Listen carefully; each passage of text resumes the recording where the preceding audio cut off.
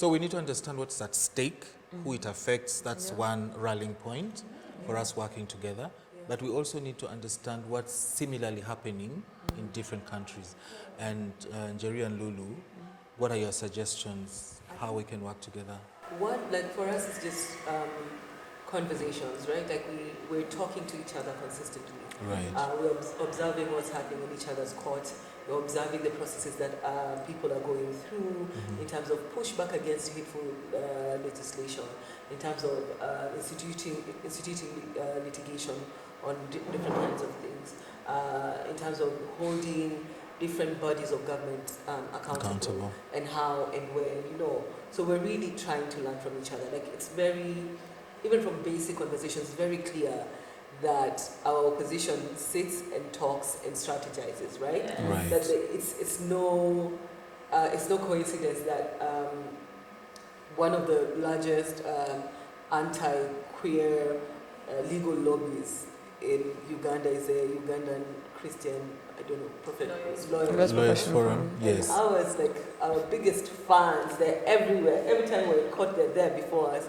Is the Kenya Christian Professional Forum. So I'm just like, friends, you think same thing. You carry us for idiots, right? Yes. Like, so consistent conversation check-in is important. And I think one of the, it's no coincidence that we're having this conversation in Kampala, like we're here for a reason. And part of it is learning, but then also is figuring out what deliberates allyship, what deliberates siblinghood, and what deliberates solidarity looks like across our borders, right?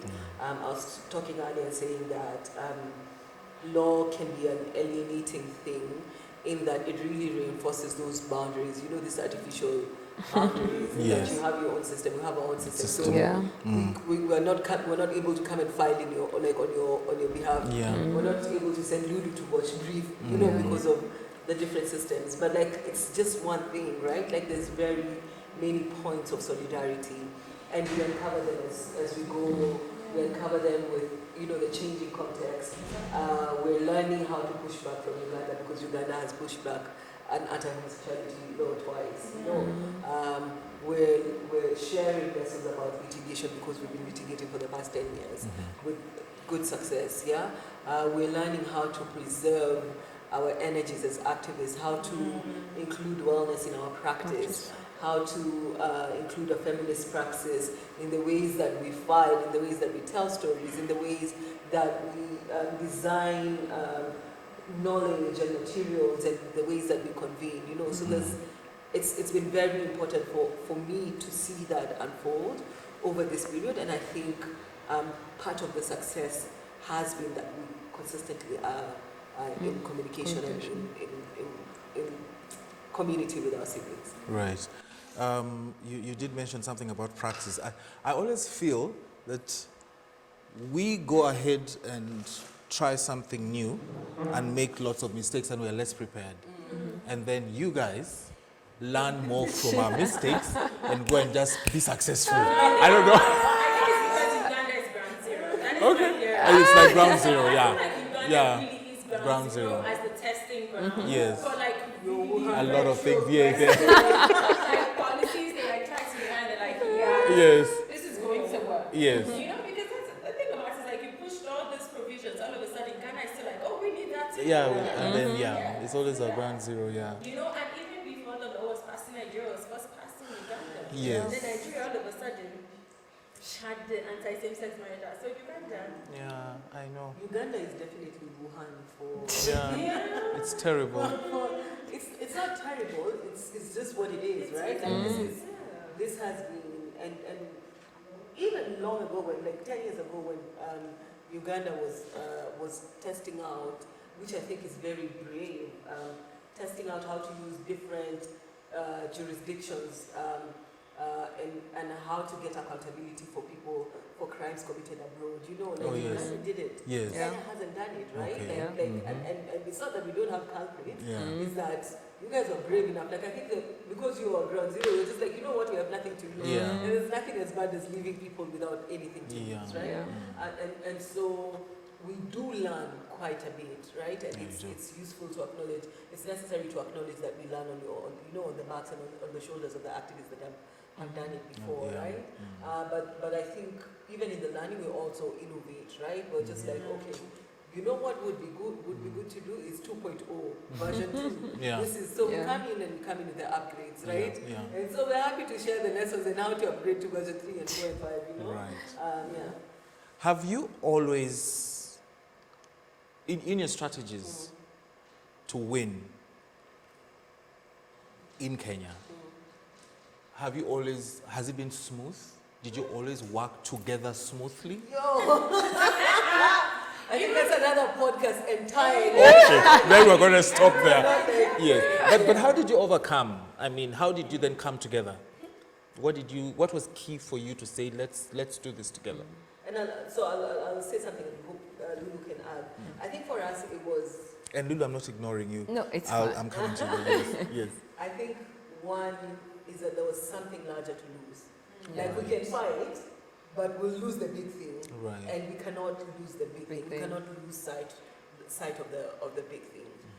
And that was sobering for a lot of us, right? Like it was just like, I'm going to inherit your beef with whoever. I'm also not going to deal with your ego because even me, I have mine.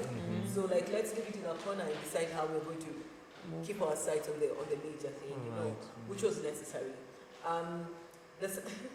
The second thing is that I've learned, and with my colleagues, we've learned to create space for conflict. Like whatever you do, Agree to however disagree. carefully plan your work, or there will be conflict. Yeah. You have to leave a bubble for conflict. Like you have to, whatever your strategies or whatever, just know that, like, plan to have conflict and put it as part of the strategy. And that has been completely, And how it will be resolved. yeah, and Yeah. how it will be, absolutely.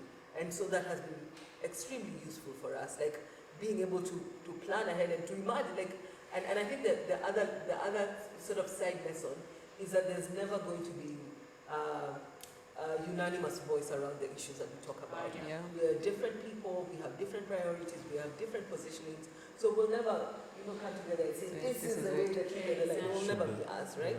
And so we have to get to a point of comfort where we feel that we are carrying as many forward as possible and be okay with going that way. Sure. Also, like, expect to, like, the fights to come from within, like, expect your opposition to come from within. Uganda is a hard lesson, Yeah, right? It's yeah. a hard lesson that your community can claw you back and pull you down as far as hell, Yeah. right?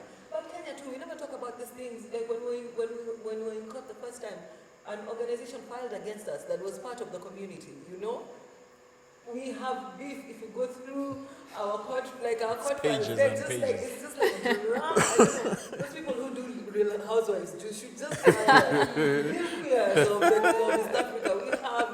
We have all of the content. Okay. Yeah, but we learn and we move. Lulu. So we have advocates for decriminalization here in Uganda, like strong ones like Ruth Muganzi. And you guys appealing, right? On section 162. Yes. Having had all these precedents now, in a space of, is it 2 months, 3, SMAG, and then the, do you think we are ready to go to court for repealing section 168? Ours is 168, right? Do you think, do you advise us to go there? Or is it even necessary anymore? I can say that I'm literally on the spot, I even have my arms akimbo. Yes. Because we don't even talk much about now decrim. We've moved on to the AHA. We've forgotten that we still have a penal code section. Mm-hmm. Mm-hmm. Mm-hmm. Mm-hmm. Yeah? Just fighting. It looks to me that we've forgotten. We haven't. What is your advice? You're the gurus of these things now.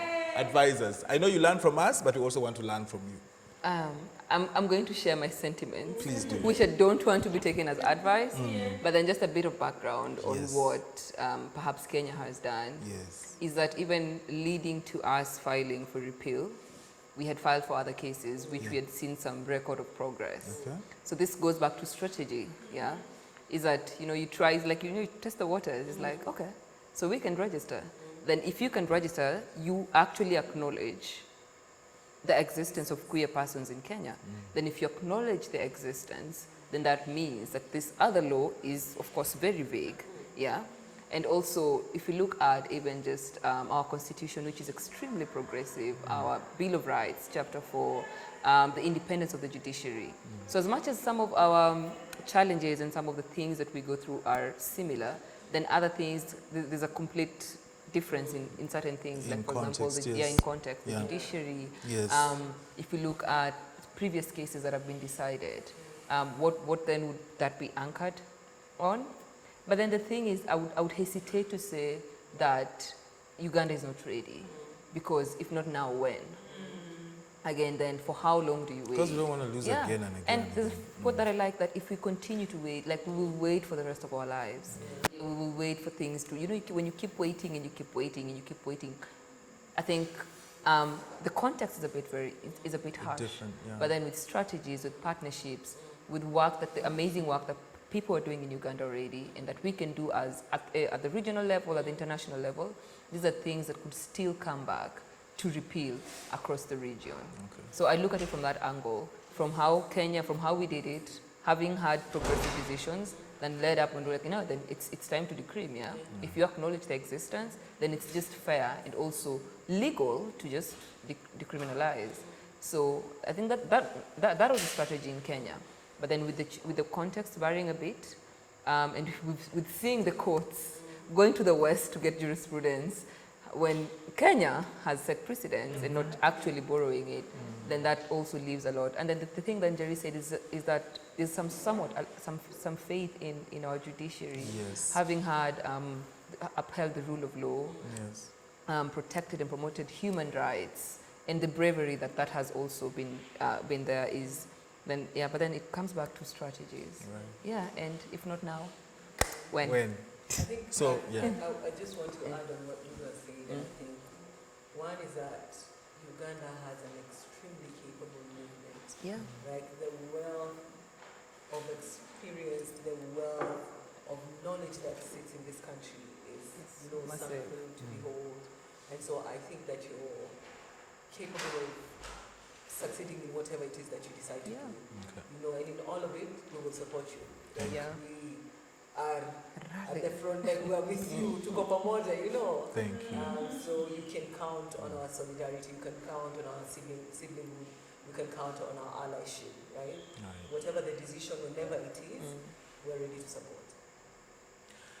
Ladies and gentlemen and others, that was the formidable Buki, formidable Njeri, and the formidable Lulu. Three great feminists who have worked across the different aspects of rights. They have been here with us in Uganda. They've had a long day, so I'm not going to make them more tired. They need to get home, they need to get to their places of abode and rest.